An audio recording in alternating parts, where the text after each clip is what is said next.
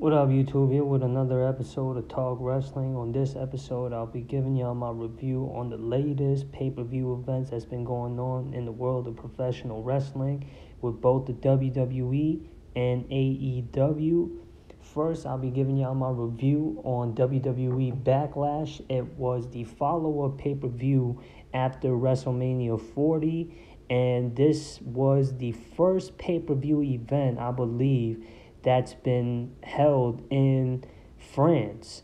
And the WWE has been reaching out its market to other parts of the globe. As y'all know, they introduced a event called the Clash at the Castle, where the first event of that pay-per-view was hosted in Wales, and that's the next pay-per-view event coming up next month in June, and it's going to be hosted in Scotland this time instead of Wales. And I believe that's the first ever pay-per-view event that's going to be held in Scotland. And we know that there's going to be a follow-up pay-per-view called Bash in Berlin after SummerSlam. That's going to be the first pay-per-view event held in the country of Germany, just like how Backlash was the first pay-per-view event hosted in the country of France. And we know as of recently they have expanded the company to the Middle East as well, and they've been having frequent pay-per-view events in Saudi Arabia in these past few years as well. And we know that the Money in the Bank pay-per-view is going to be held in Toronto, and the WWE has had numerous pay-per-view mega events in Canada multiple times, but the only pay-per-view after WrestleMania that the WWE is going to have it being hosted in America is SummerSlam. And I believe this year's SummerSlam is going to be in the Cleveland Browns Stadium. And after that, Bash in the Berlin pay-per-view, they're going to have pay-per-views be hosted in America again, apart from Crown Jewel, which is going to be in Saudi Arabia as always.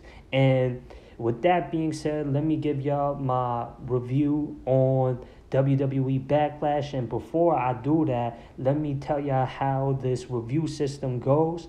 I will give every match that happened on the card a match rating out of a 5, and at the end of the pay-per-view review, I'll be giving y'all my review out of a 10-star rating system as far as the overall pay-per-view event ratings go. And I just thought that I'll share y'all my opinion about how I believe it's a good thing that the WWE is expanding its markets internationally. And it helps not only the WWE grow, but the professional wrestling industry grow much more on a larger scale. And that's why it's a good look. And now, with that being said, let's get to the reviewing part. The opening contest to Backlash France was a tag team match. It was scheduled to be a regular tag team match between the Bloodline and Kevin Owens and Randy Orton. But before the match can officially begin, because of such tension that these rivals share, they came to blows at each other before the bell could sound. And then that brought out the SmackDown general manager Nick Aldis to make this match a no-holds-barred match between these two teams. And Tama Tonga is a new addition to the Bloodline that was a acquisition made by Solo Sikoa after what had happened at WrestleMania. As we know, Roman Reigns is on a break right now, and usually around this time, Roman Reigns tends to take a break after major pay-per-view events such as WrestleMania and SummerSlam, and then we probably won't see Roman Reigns until SummerSlam season, and then we won't see Roman Reigns till I would say maybe the fall or winter after SummerSlam. And that's when Solo Sikoa is the leader of the bloodline as he's been built to be. And he exchanged Jimmy Uso out of the bloodline for Tama Tonga. And Tama Tonga, he earned himself a mean reputation in New Japan Pro Wrestling, and he carries that same reputation in the WWE. And Solo Sikoa has been made to be a killer, a enforcer for the bloodline, and he already has a mean reputation. And then you add Tama Tonga and his gimmick to the WWE to the bloodline, it makes the bloodline just that much more deadly now.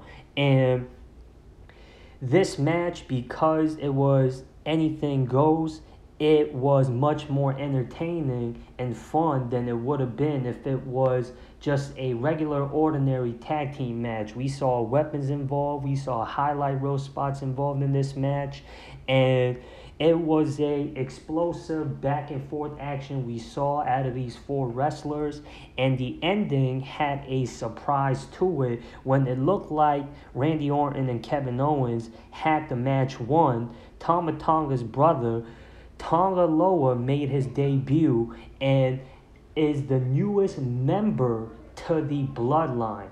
And Tonga Loa had pulled the referee out of the ring when the referee was going to count the 3 count to have Kevin Owens and Randy Orton win the match. But nope, Tonga Loa made his debut and took out both Randy Orton and Kevin Owens for the bloodline to secure this victory.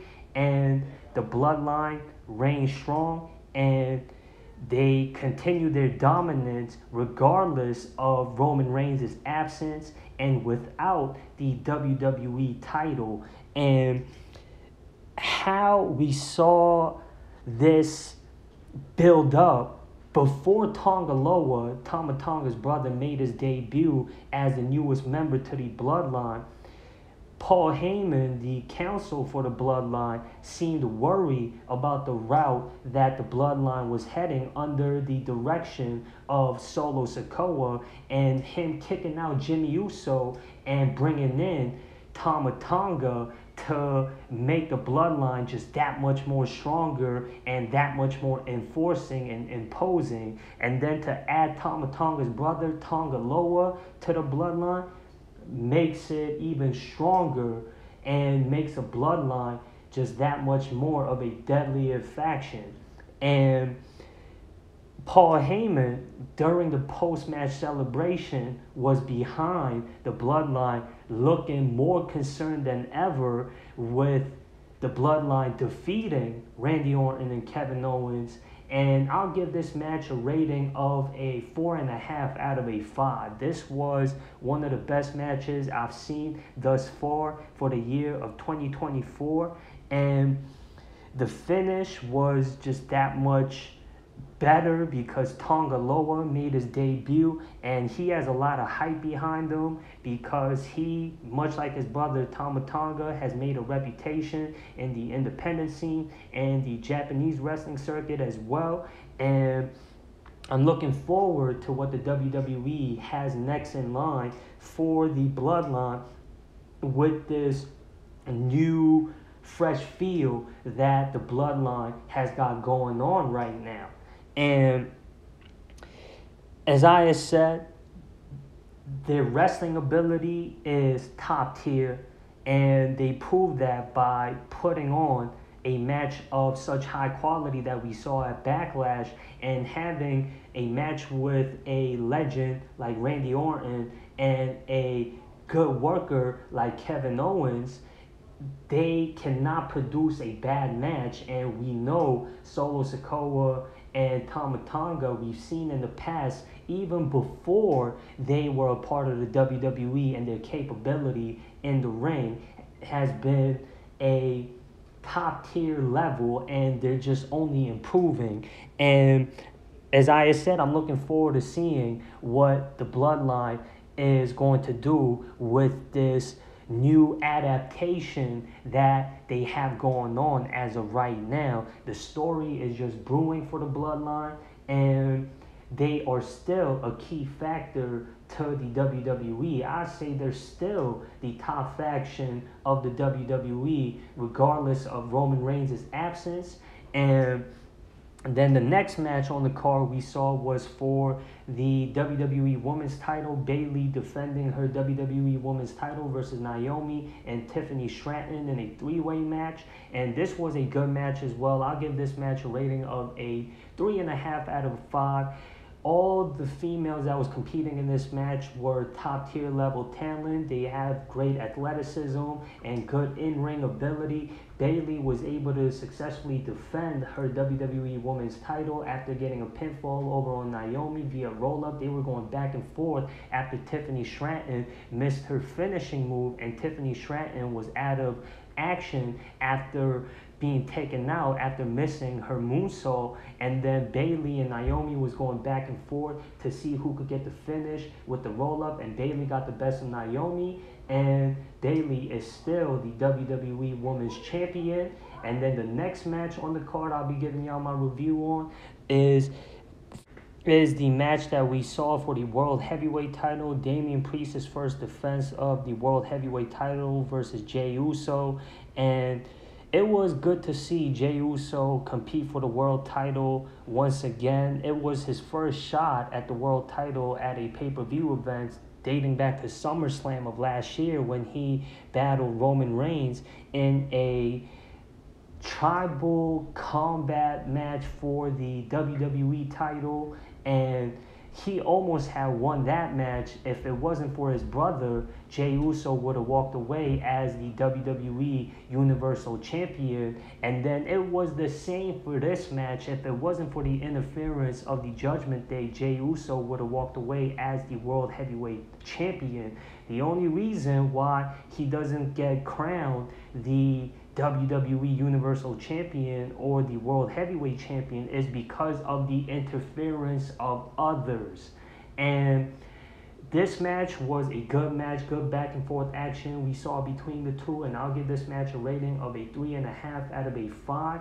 And Damian Priest got the win when Jey Uso took out both JD McDonough and Finn Balor, who made an interference on the behalf of Damian Priest. When Jey Uso hit the splash from the top rope on the Damian Priest, he had the match won, but JD McDonough had placed the foot of Damian Priest on the bottom rope, giving Damian Priest a rope break, and the referee did not catch JD McDonough placing Damian Priest's foot on the rope.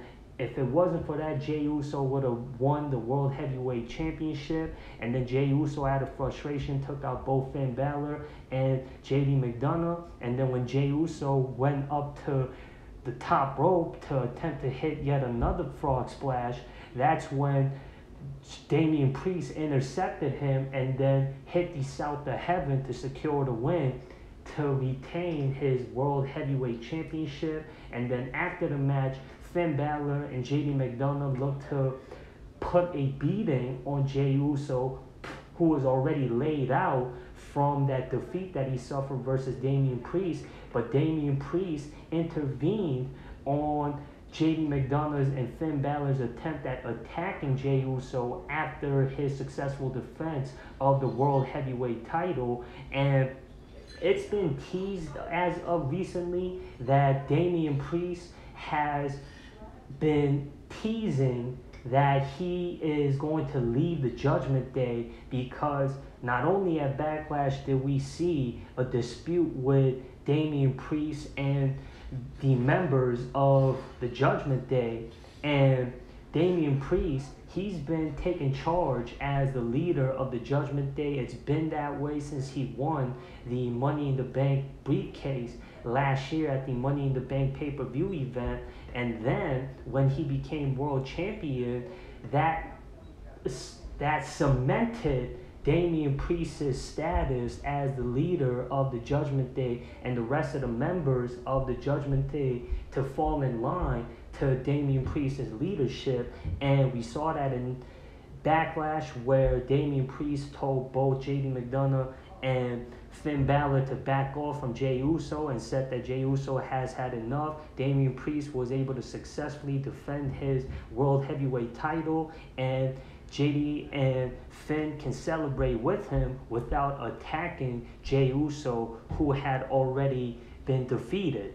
And we just gotta wait and see what Damian Priest is gonna do, if there's gonna be more clash of heads within the Judgment Day, if there's going to be internal disputes within the Judgment Day. Rhea Ripley, who's currently injured, she had to vacate her Women's World title after WrestleMania. And Dominic Mysterio, he's doing his own thing. He got an angle going on with Liv Morgan, and Dominic Mysterio's whole purpose right now is that he's trying to take the Women's World title away from Liv Morgan, and I'm going to talk about that in my review for King and Queen of the Ring, because things got spiced up with Liv Morgan and Dominic Mysterio after what had happened at King and Queen of the Ring. But Dominic Mysterio isn't involved with Damian Priest and his business with the world title. He's trying to secure that Women's World title for Rhea Ripley, and Liv Morgan, who was taken out by Rhea Ripley, wanted to take the title from Rhea Ripley, but unfortunately for Liv Morgan, Rhea Ripley is on the injury shelf right now, hence why she is feuding with Becky Lynch for the Women's World title and not Rhea Ripley. And we didn't see Dominic Mysterio making interference on the behalf of Damian Priest at Backlash. We only saw Finn Balor and JD McDonough make the interference on the behalf of Damian Priest. And that's what's going on right now within the Judgment Day. And then the next match was for the women's tag team title. The Kabuki Warriors, Kairi Sane and Asuka, defending their women's tag team title versus Bianca Belair and Jade Cargill. And we do know that they had a rivalry, the Damage Control, Kabuki Warriors, and Jade Cargill and Bianca Belair, because it was Cargill, Naomi, and Belair versus Damage Control at WrestleMania, and then this was their follow-up match after WrestleMania. We do know that Cargill, Belair, and Naomi defeated Dakota Kai, Asuka, and Kairi Sane at WrestleMania, and I did expect this coming for Cargill and Belair to defeat the Kabuki Warriors, because the Kabuki Warriors did have a good reign as the women's tag team champions, and even before they were a part of Damage Control, when they were just the Kabuki Warriors, they were tag team champions before. And Kairi Sane made a return to the WWE at Crown Jewel of last year, and then she joined Damage Control because when Io Sky recruited Kairi Sane to help her successfully defend her WWE Women's title at Crown Jewel.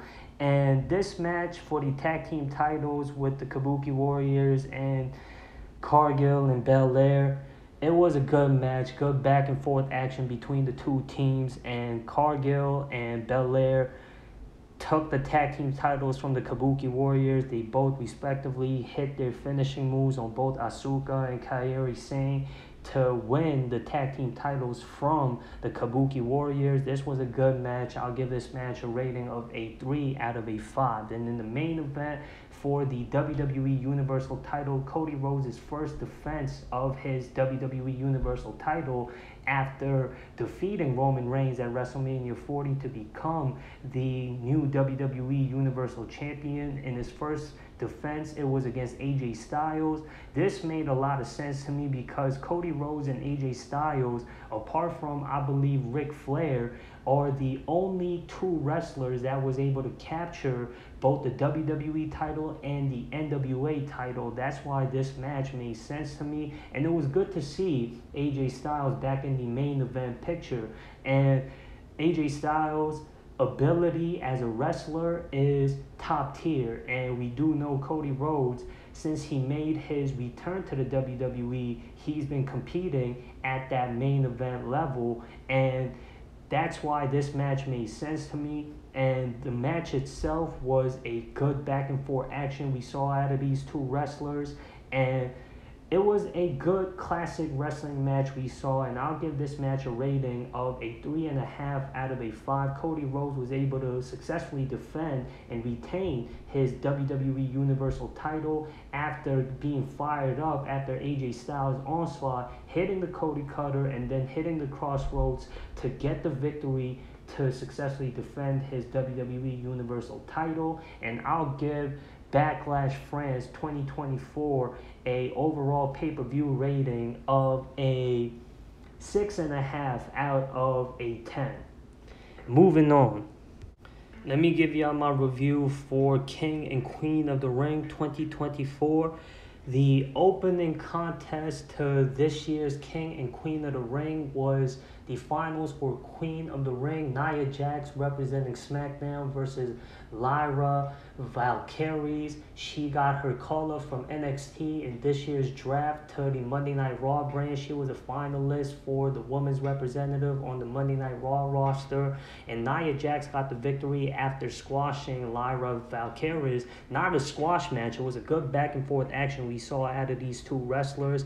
But her finisher is Yokozuna's finisher, where she sits on top of her opponent from the second rope and on down, and that's how she got the victory, and she was crowned Queen of the Ring. And I'll give this match a rating of a 3 out of a 5, and well deserved. Nia Jax has been an enforcer like her nickname is, and her reputation, well, she's a former women's champion and a tag team champion. Her accomplishment is already top tier, and for her to now get Queen of the Ring status, that just helps her resume look that much more better.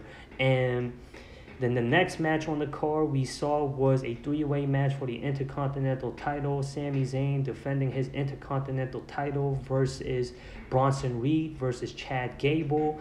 And we did see Chad Gable turn heel as of recent after his failed attempt at capturing the Intercontinental title in his match versus Sami Zayn on an episode of Monday Night Raw.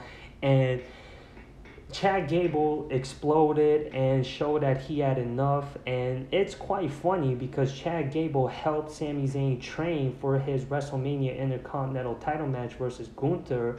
And for him to snap at Sami Zayn the way he did in Sami Zayn's hometown of Montreal in front of his family, after he paid his respect to Sami Zayn and showed him his respect after Sami Zayn defeated him, was a classic cliche heel move on the part of Chad Gable. And Chad Gable, he is a workhorse. He could work as both a heel character and a babyface character, but his heel work as of recent has been amazing. He is really taking that tough love, harsh mentor coach role to the Alpha Academy, and that has brought him a lot of heat. And him and his angle with Otis has came to a boiling point after what happened at King and Queen of the Ring, after Chad Gable had instructed Otis to strike Sami Zayn while he was holding Sami Zayn up. Otis showed a sign of hesitation, and that gave room for Sami Zayn to move out the way, and Otis hit Chad Gable with a clothesline, taking Gable out of action, and Sami Zayn hit the Haluma kick on Bronson Reed, who was already wounded in the corner, and that's what led Sami Zayn to secure the victory to retain his Intercontinental title. And I'll give this match a rating of a 3.5 out of a 5.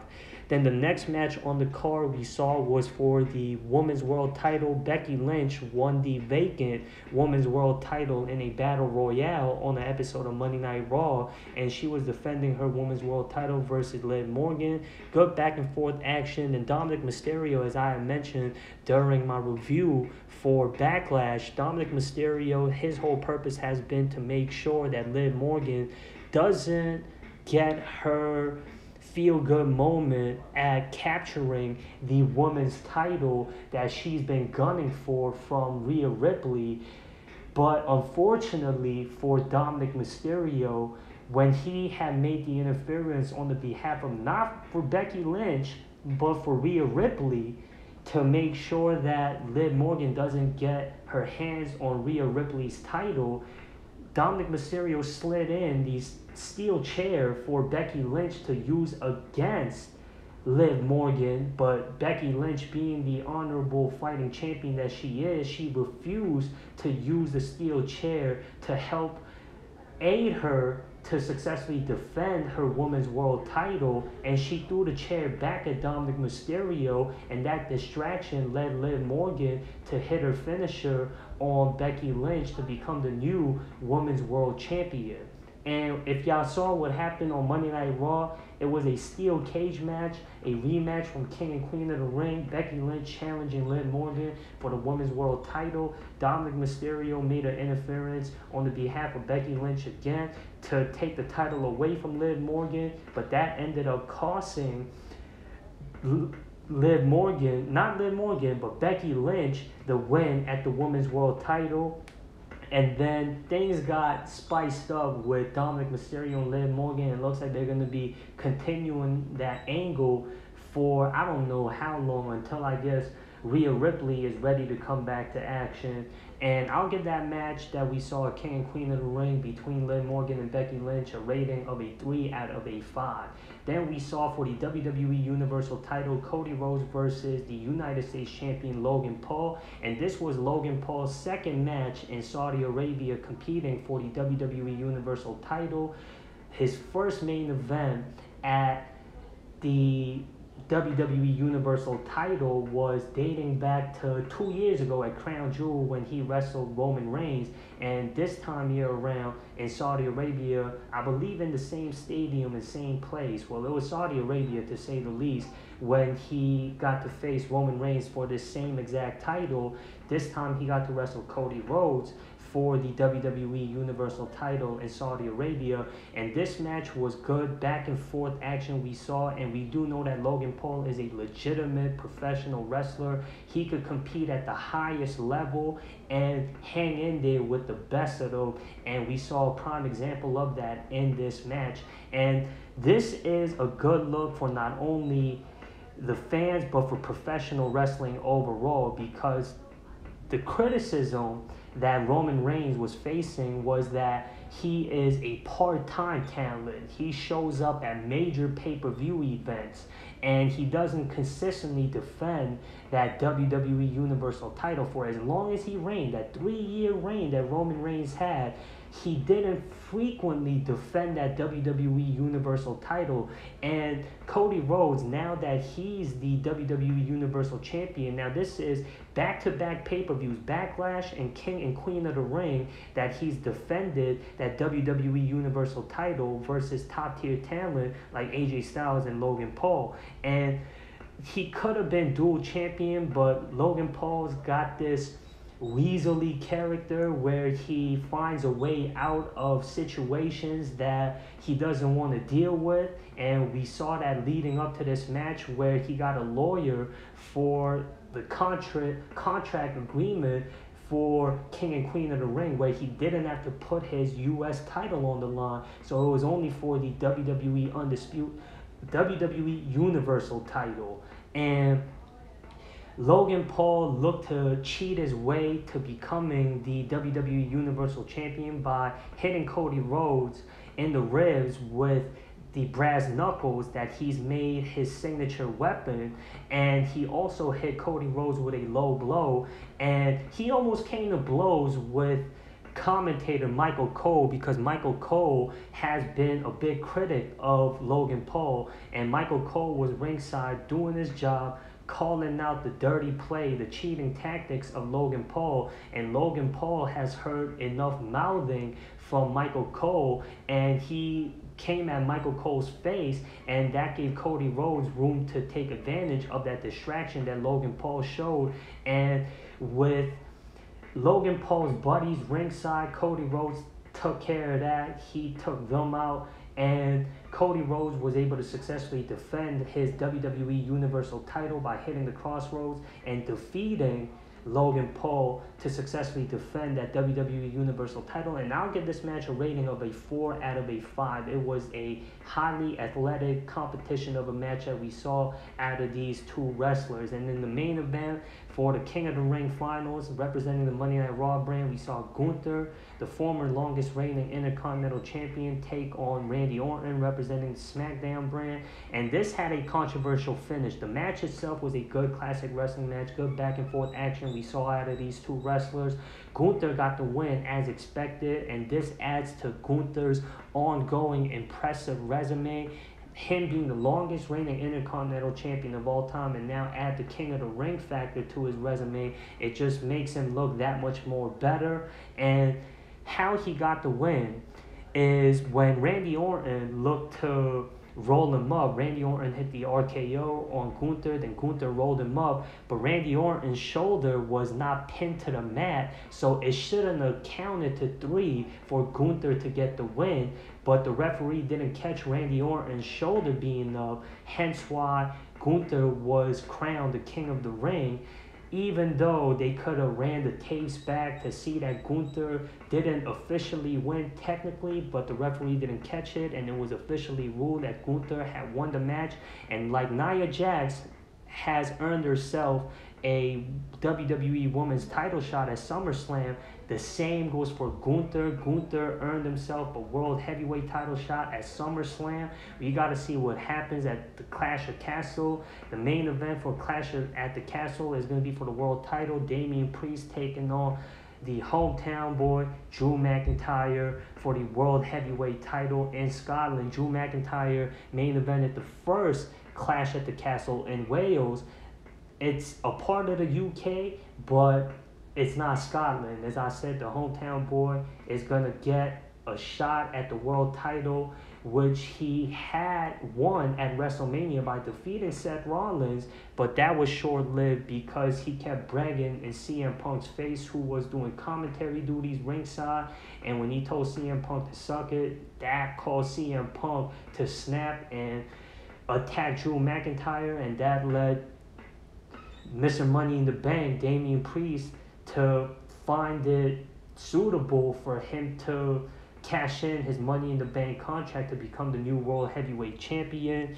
And I have a feeling, just in case that I do not make a preview video for the Clash at the Castle, that CM Punk is going to end up costing Drew McIntyre that World Heavyweight title shot in the main event at the Clash at the Castle versus Damian Priest. And CM Punk should be ready to wrestle again, I say, at SummerSlam or near that time, and then we can see that rivalry come to a brewing point between CM Punk and Drew McIntyre by SummerSlam or Bash at the Berlin. And I'll give that match between Gunther and not Damian Priest, Gunther and Randy Orton, a match rating of a 3.5 out of a 5. And the overall pay-per-view ratings for King and Queen of the Ring 2024, I'll give a rating of a 7 out of a 10. It had good storytelling elements, and the wrestling was good as well. And moving on to the next review, I'm going to be talking about AEW Double or Nothing 2024. Now, I've been watching WWE product here and there. I haven't been keeping up to date with all that's been going on with WWE. Like, for example, I don't watch every Monday and every Fridays of every episode of SmackDown and Raw. I try and keep up with what I can with the WWE. But AEW, I have not been paying attention to for a while. All I know as far as AEW goes is that Swerve Strickland at AEW Dynasty became the new AEW World Heavyweight Champion after defeating Samoa Joe. And at this Double or Nothing pay-per-view 2024, I did not see Samoa Joe in action, but I saw the highlights to the latest episode of AEW Dynamite, and it does look as if Samoa Joe is ready to compete. even though he didn't wrestle or perform any physical activities, when he made an interference on the behalf of Hook to take on Chris Jericho, I believe his name is Bounty Hunter Brian Keith and Big Bill, when Chris Jericho was celebrating his win at Double or Nothing. And that's a spoiler alert if y'all didn't know, because Chris Jericho defended his FTW title at Double or Nothing versus Hook and Shibata. And I know this wasn't the opening contest to this pay-per-view, but I'll give y'all the results and the match rating for that match. It was a three-way match, and it had highlight reel spots in this match. It was a good back and forth, good pace of a match. And I'll give this match a rating of a 3.5 out of a 5.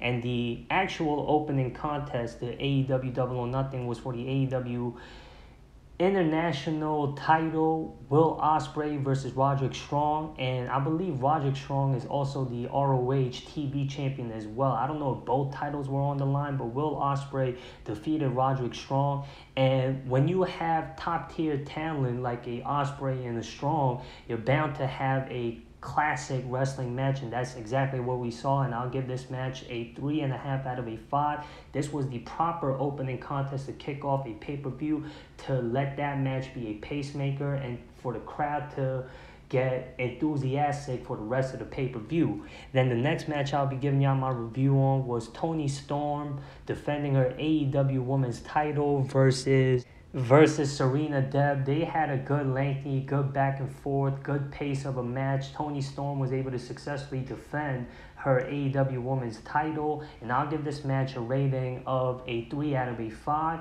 And then for the Trios title, both the ROH and AEW Trios title, we saw the Bang Bang Gang take on the Death Triangle, and the Bang Bang Gang were able to successfully defend their AEW Trios title. It had a good back and forth pace of a match, and I'll give this match a rating of a 3 out of a 5. And matter of fact, I'll give it a 3.5 out of a 5 because of all the highlight reel, high flying spots that was in this match. And when you have good talent like these 6 wrestlers, you're bound to have a good match. It can't go wrong. And AEW has been criticized, at least from my perspective, for them not being well organized and them trying too much highlight reel spots in one match with not enough time slots available for these talents to show off all their talents in the ring. But I can say, especially when it comes to such talents like these talents that was involved in this trios match, but they did a good job at spreading out the time slots for all the talents to shine in this match. And then the next match on the card, we saw Orange Cassidy versus Trent Beretta. Now, I didn't know this was going on. If y'all remember, Orange Cassidy and Trent Beretta were a part of the same group called the Best Friends,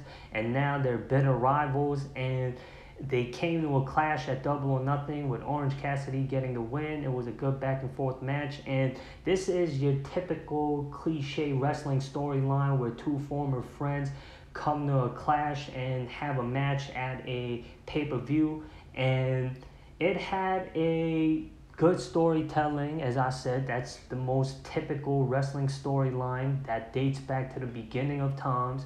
And the match itself performed, and I'll give this match a rating of a 3 out of a 5. Then the next match on the card we saw was for the IWGP World Heavyweight title. Jon Moxley defending his IWGP World Heavyweight title versus Konosuke Takeshita. And this was a good pace of a match, good back and forth action, good aggressive, strong style of a match, good hard-hitting match. And Jon Moxley got the better of Konosuke Takeshita, successfully defending his IWGP World Heavyweight title after hitting his Death Rider finishing move. And I'll give this match a rating of a 3.5 out of a 5. And then the next match on the card we saw was for the TNT title, a steel cage match, Adam Copeland versus Malachi Black. And personality-wise, storyline-wise, it makes sense because Adam Copeland's history being a part of the Brood and Malachi Black having that same dark, gothic, emo-like character about him, and him being a leader of that group called the House of Black, it made sense for this rivalry to come to a match at Double or Nothing, and the gimmick match made sense as well. There was barbed wires all around the steel cage and the corner of the ring, and there was a lot of weapons involved in this match, and the House of Black made an interference as well. It looked like when Buddy Murphy and Brody King made the interference during the midst of the match, they were going to turn on Malachi Black, but they did a double switch where they showed their loyalty to Malachi Black and helped Malachi Black during the match by attacking Adam Copeland, and out of nowhere from under the ring, Gangrel, who was a part of the Brood along with Adam Copeland back in the 90s, made the save, interfering on the behalf of Adam Copeland to even out the numbers that was against Adam Copeland, and that left Adam Copeland one-on-one with Malachi Black. And how Adam Copeland got the win was he hit the crossface with the barbed wire, forcing Malachi Black to pass out to win the TNT title. Now, it was announced, I saw online, that Adam Copeland has suffered a non-kayfabe injury to his legs, and we do know that Adam Copeland, even before signing with AEW, he's been showing off a indie-like style of putting on his matches, and he got to show that side of him more since signing with AEW. And that independent circuit style of wrestling is a lot more riskier than that safe side of wrestling that the WWE has made a reputation out of. The WWE, since Triple H has taken over for the creative side of the WWE, wrestlers got to perform at free will more than they had in the past. That's why we're seeing WWE put on freestyle wrestling matches where wrestlers can perform the moves that they want to perform that they didn't get to display in the past. And AEW has took advantage of that when AEW became a professional wrestling company dating back in 2019, because back then WWE wasn't showing off that side of their talent, even though they had wrestlers that could perform those maneuvers that came from the independent circuit scene that made a reputation for wrestling those style wrestling matches. And AEW has, as I have said, been putting on those style matches week by week, even on their regular programming. Now the WWE is doing the same thing as well. And that's why wrestling has become better and healthier as of recently. And it's a good thing, by the way. And I'll give that match with Adam Copeland and Malachi Black a rating of a 4 out of a 5. And best of wishes to Adam Copeland, speedy recovery to Adam Copeland. Now, I know that Adam Copeland is past the age of 50, and he's dealt with numerous of injuries before. If y'all remember, dating back to 2011, he was forced to retire because he injured his neck. And then a decade later, he made his return to professional wrestling. And for him to be injured again, this can be scary for Adam Copeland and his future. And with the current stage that Adam Copeland's at, he's gonna want to slow down and wrestle more safely than how he's been wrestling as of late. He has nothing to prove. We saw that he can perform at top tier level with in prime wrestlers. That goes to show that Copeland is still in his prime, and he wasn't wrestling like that pre-retirement. Now that he came back from retirement, he's showing this side that he could wrestle with this independent circuit style of wrestling. And now that he's proven that side to the fans, he doesn't have to wrestle like that anymore. It doesn't matter if he's with AEW and not with the WWE anymore. I'm just speaking for Adam Copeland's behalf. Now, if he wants to wrestle the way how he's been wrestling for these past few years, by all means, go ahead. Can't tell the next man what to do. But I can say if he wants longevity in his wrestling career, which he's already had. He's been wrestling since the early 90s, and he hasn't announced his retirement, and depending on how his surgery goes, who knows how much more time he has. And as I have mentioned before, he's over the age of 50 years old now, and he's had numerous injuries that have forced him to retire in the past. Now, can he wrestle the same way he wrestles when he comes back? We just gotta wait and see. And then the next match that I'll be giving y'all my review on was for the TBS title, a 3-way title match. It was Willow Nightingale defending her TBS title versus Chris Statlander and Mercedes Moné. And Mercedes Moné got the win, becoming the new TBS champion. And this was a good back and forth, good action of a match. And I'll give this match a rating of a 3 out of a 5.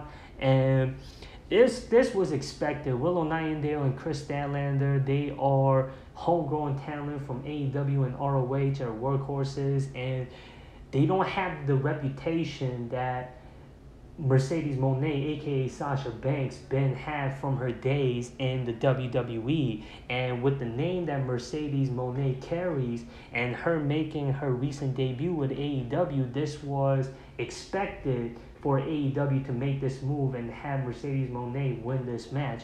And then the next match on the card we saw was for the AEW World title, Swerve Strickland defending his AEW World title versus Christian Cage. And Christian Cage, other than Swerve Strickland winning the world title, I've been seeing his work. And Christian Cage, if you go back to 2003, his heel work has always been top tier. His ability to talk and his wrestling ability as well. He is, I'd say, the total package. When you have him as a heel, he can be a baby face, but he works better as a heel. He knows how to work the crowd, and he knows how to say the right things. And his rivalry with Adam Copeland was expected since Adam Copeland signed with AEW. They were feuding for the TNT title, and after Adam Copeland got the better of him, Christian Cage moved on to the world title scene, and Christian Cage being the top heel of the company, him getting a world title shot at the biggest pay-per-view of AEW made sense to me. And Swerve Strickland got the win. This was a good look for Swerve Strickland to get a name like Christian Cage under his belt that he got a victory over on, to get a victory over on a legend like Christian Cage, who may not be in the best shape of his career, who may not be in his prime when it comes to wrestling-wise, but when it comes to his character work, nobody is on the level of Christian Cage when it comes to that AEW roster, other than, I'd say, a MJF or a Adam Cole or a Samoa Joe. And Swerve Strickland, he's on the come up. He is still a prospect, I'd say. He knows how to work the crowd. The best comparison I could make to Swerve Strickland is Jey Uso. They're both on the come up. They got similar characters, and they have that same way of working the crowd as a babyface, and their in-ring ability is top tier. Don't get that wrong. And Swerve Strickland and Jey Uso, their in-ring abilities are similar as well. Their wrestling style similar as well. Their ability, very similar, very comparable. And Swerve Strickland, how this match went, it was main event caliber to say the least, and I'll give this match a rating of a 3.5 out of a 5. And Swerve Strickland got the win after the numbers were even. Prince Nana was first kicked out for taking the title away from Christian Cage's cronies, and the referee had thought that Prince Nana had the title in his hands to make the interference on behalf of Swerve Strickland when he was only taking the belt away from Christian Cage's cronies to make sure they don't interfere. And then when Luchasaurus and Nick Wayne was getting physically involved in the match, a referee had caught that, and kicked Christian Cage's cronies out of ringside, leaving Christian Cage alone with Swerve Strickland. And Swerve Strickland, after hitting the Swerve Stomp, got the win and successfully was able to defend and retain his AEW World title. And in the main event, Anarchy in the Stadium, it was the Elite, the Young Bucks, Jack Perry, and Okada versus AEW's team of Bryan Danielson and Darby Allin and FTR. This was your typical Anarchy in the Arena match, and from the looks of it, it looks like the Elite is beefing with the corporate side of things of AEW, because they have brought out Tony Khan from the back, and Tony Khan's shirt looked to be ripped, and it looked like the Elite put their hands on Tony Khan. And with Bryan Danielson wearing a AEW shirt, it looks like Bryan Danielson, Darby Allin, and FTR are representing AEW, with the Fighting Forces, the Elite, and the Elite, at least the Young Bucks, being EVPs, being a part of the corporate side of AEW, being helping founding members of AEW. That calls for a corporate clash of things within AEW. That's what it appears to be when it comes to this storyline with the Elite versus AEW. And the Elite got the win after they hung Darby Allin upside down, and Bryan Danielson tried to have things turned around for Team AEW. The numbers were too much for AEW, and the Elite got the best of Team AEW, and the Young Bucks hit their finisher on Bryan Danielson, and then let Jack Perry pick up the scraps, and Jack Perry hit a flying knee, which is the finisher of Bryan Danielson, on the Bryan Danielson to get the win for Team Elite. And I'll give this match a rating of a 4 out of a 5. It looks like the Elite is going to continue reigning terror over AEW. And with the TNT title being vacant, after the highlights that I saw from the latest episode of Dynamite, it looks like they're going to have Jack Perry going for the TNT title. We know that Okeshita is the AEW Inner Champion, and the Young Bucks are the AEW Tag Team Champions, and they want all members of the Elite to hold gold right now, and we just gotta wait and see what happens. And I'll give AEW Double or Nothing a pay-per-view rating of a 7.5 out of a 10. And I give that rating of a 7.5 out of a 10 because it was a solid wrestling show from top to bottom. Good wrestling with all the matches that I saw produced out of Double or Nothing. And that does it for this episode of Talk Wrestling. Subscribe to this channel for more content. Hit the like and share button if y'all want. Hit the links in the description to show y'all support for this channel. Any and all things will be appreciated. And I'm out of here, y'all. Be good and peace.